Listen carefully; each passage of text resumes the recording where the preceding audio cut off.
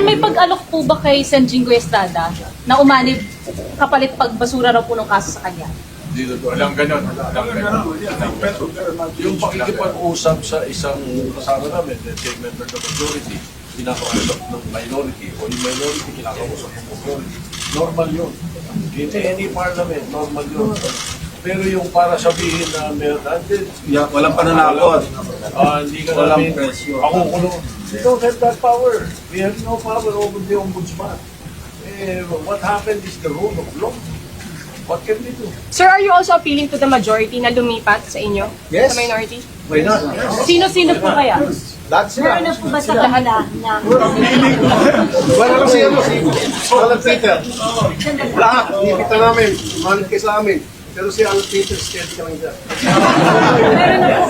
Senate President Alan Peter Cayetano should resign as he has shown that he cannot function as the leader of the Senate anymore. Thank you.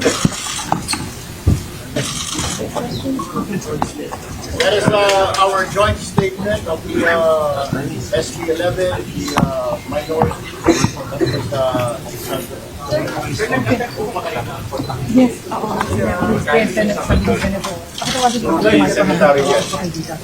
ano expectation tomorrow? We'll be here because that's our duty. And we appeal to all our colleagues. They should attend session. It is their duty. Binabayaran tayo ng taong bayan para magtrabaho, para mag-legislate. Hindi para mag-absent naman at magbulakbol. Last session day na po ka. Sir, paano po tomorrow last session day na po? Every day, ang Senate gumagastos ng 25 billion. Sa kuryente, sa utilities, sa sweldo, pero walang session nangyari. Walang batas na na-approve, walang resolution na-approve, pati mga confirmation ng mga military personnel natin sinubukan. Sayang ang bayan ng taong bayan. At lahat ito, dahil lamang isa sa mga kasamahan nila ay nakakulong. Pati ng politis ng PNP. Sir, parliamentary tool daw to, sabi ni SB Cayetano, para matuloy yung Blue Ribbon Committee hearing on Thursday at para hindi daw umaaga yung ibang committee na chairmanship. Sabi po sa live dyan niya. Abuse po yan ng sinasabi niyang parliamentary rules ng Senado. Hindi po namin hinahadlangan magpatuloy ang anumang pagdinig ng komite basta nasa tamang paraan. Mabuti, binawi nila yung subcommittee. And the numbers will always speak for themselves. Habang ganito ang bilang namin, kami ang minority. Dapat siya rin, si Senate President, at ang majority, maging matapang harapin ang mandato o kakulangan ng mandato ng buong Senado dito sa floor. Ang masakit niyan, imbis na pumasok siya rito, itong si SP Alan, sa Facebook siya, papasok. Dito dapat siya magsalita. Dito dapat siya debate kung anong gusto niyang gawin. Huwag naman sa social media. Kung may violation sa rules, ano yung pwedeng gawin sa pag hindi nila paglapit yung We will be tackling that hopefully by tomorrow. Dahil, again, the rule says, and the Constitution says that we should have that 3 p.m. Monday, Tuesday, Wednesday, as a matter of fact, Wednesday should be a working day also. We'll cross the bridge when we get there. We'll see.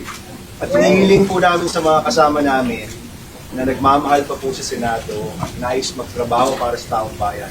Masok po bukas, magkita-kita tayo dito, pwedeng pagdebatihan kahit anong bagay, pwede pong pag-usapan kahit anong bagay, dito po kami magdiskusyonan. Dahil nandito po tayo para magtrabaho. Hinihikayat po namin lahat ng kasama namin na nagmamahal pa dito po sa Senado, pumasok tayo bukas, magtrabaho tayo para sa taong bayan. Sir, kung hindi sila pupunta, sir. Hinahabol ko si Alan Peter Cayetano. Kung matapang ka, pumunta ka dito bukas. Otherwise, ituwag ka. Sir, if they will still not show up tomorrow, mag-a-adjourn without settling anything? Tingnan natin. That's why we're appealing to our colleagues, mga kasama natin. Nagampanan natin yung ating trabaho kasi binabayaran tayo ng taong bayan. At bawat araw na hindi natutuloy ang session, hindi na mapatupad yung batas, hindi na implement yung mga dapat namin patupad, yung gaya kanina, yung may mga tao pumunta dito para i-confirm, hindi na-confirm. Sayang ang panahon. Sir, blue ribbon sa Thursday. Paano po yung blue ribbon sa Thursday? Wala naman tayo pinipigil na Hindi ho namin inahadlagan yung Blue Ribbon. Tuloy po nila yung Blue Ribbon. Figment of their imagination lang ang ginagawa nila. Wala naman kaming ginagawang hadlang sa proseso ng Senado. At mga agenda ng Senado, wala. Yung sinasabing Senate independence, ako'y naniniwala, this is actually, sa dami na nilalabas rules ng Senado, it's actually impunity masquerading as assertion of the Senate as an independent institution. Impunity ito. Sunod-sunod ang paglabag. Mula nung May 11, mula nung pagbubuo ng mga komite, mula nung kami nag-walk out dahil nga hindi kinikilala o dinidisregard, binabaliwala ang ating rules. At hanggang ngayon, hanggang kanina, hanggang kahapon, binabaliwala ang ating rules. Hindi ito tama. Kaya kami sa SB 11 ay putol dito dahil impunity ito, hindi ito Senate independence. Sir, sabi po ni SP, What are the measures to hold them accountable? Okay, ganito lang, no? We appeal to the rest of the members of the majority bloc. Kung si Senate President, kasi we appeal to their sense of duty, of the responsibility. Kasi mukhang attend na po na si SP kasi siya yung nagsasabi sa mga kasama namin na huwag mag-attend ng session. So we now appeal to the rest of the members of the majority bloc. We appeal to their sense of duty na sana mag-attend sila ng session bukas. Sir, pwede ba ng majority bukas wala si SP? Well, under the rules, pag wala yung SP, pwede mag-preside ang pro tem. Pag wala yung SP and pro tem, pwede mag-preside ang majority leader. Pag wala yung tatlo, pwede mag-preside any of the two deputy majority leaders. Or any other member designated by the Senate President. Yeah. Sir, you have information na talagang utos po ni SB paano na what Yun ang nirelease sa amin ng secretariat. Saka nag-live na naman siya sa Facebook kanina para sabihin in effect yun. At maling-mali pa yung sinabi na kahapon na let the Senate go quiet. Ang Senado ay dapat boses ng mamamayan. Bakit niya bubusalan? Kung bubusalan niya at hindi niya bibigyang daan yung boses ng Senado alang-alang sa mamamayan, talagang hindi na siya karapat-dapat mamuno dito. Meron Pag na po naging ba sa terror mga kayo, majority? ganito, no? At what price? Ang pinoprotektahan lang yung Senate presidency, power, position. Kaya nag-a-appeal kami sa isa pang samahan namin sa majority bloc.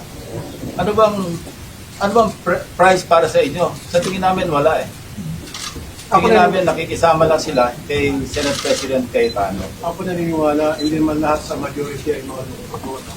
Meron pa rin sa kanilang mga mabait. So I appeal to those members of the majority na meron pang katinuan sa pag-iisip, pumasok mo lang kayo. Meron na po. Sir, may pag-alok po ba kay Sen. Jingo Estrada na umanib kapalit pagbasura raw po ng kaso sa kanya? Dito, walang ganon. Walang ganon. Yung pakikipag-usap sa isang kasama namin, let's say member of the majority, kinakausap ng minority, o yung minority kinakausap ng majority. Normal yun. In any parliament, normal yun. Pero yung para sabihin na meron natin, Walang pananakot. hindi ka Walang namin presyo. ako kulong. We don't have that power. We have no power over the ombudsman. What happened is the rule of law. What can we do? Sir, are you also appealing to the majority na lumipat sa inyo? Yes. Sa minority? Why not? Sino-sino po kaya? Lahat sila. Meron na po ba sa kanila na Wala lang si Alan Peter. Lahat, kita namin, manit kayo sa amin.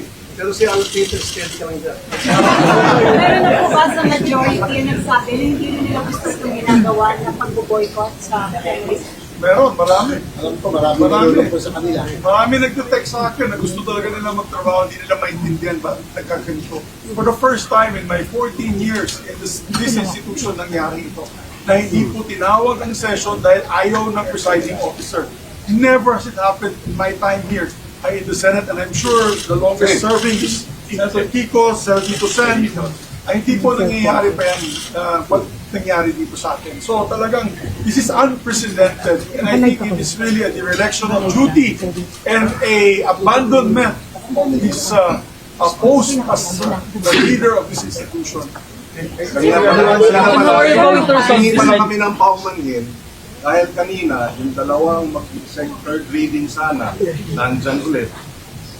And I told them, I apologize to them, I apologize to the Filipino people on behalf of the Senate that this is going the way it is.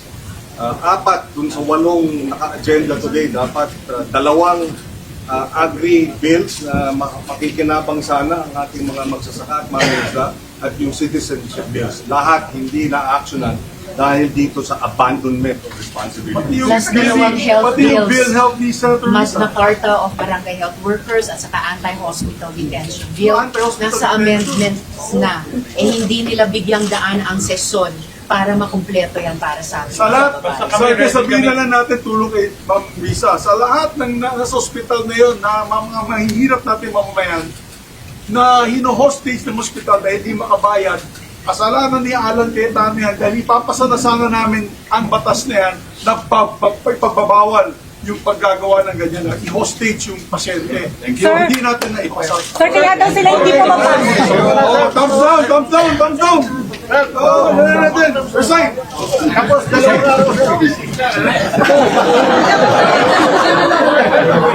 Sen,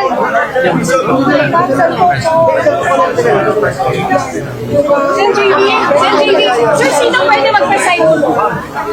Sir, sino lang po pwede mag-preside?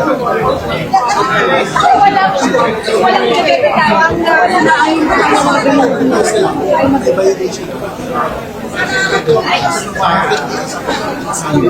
By whom, sir? By whom, sir? By the